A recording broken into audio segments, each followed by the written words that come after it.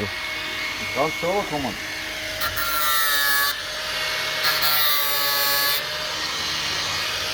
Da mal richtig Heldenschlag.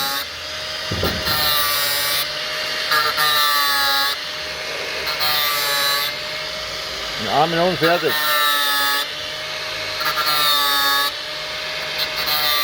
Da kannst du wieder weggehen.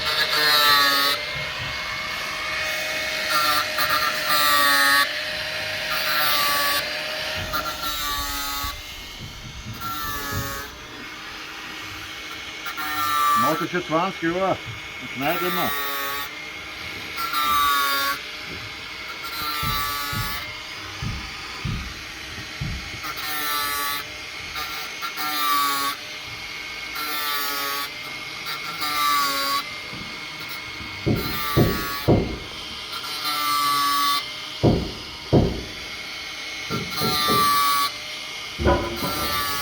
Nicht ausschlagen.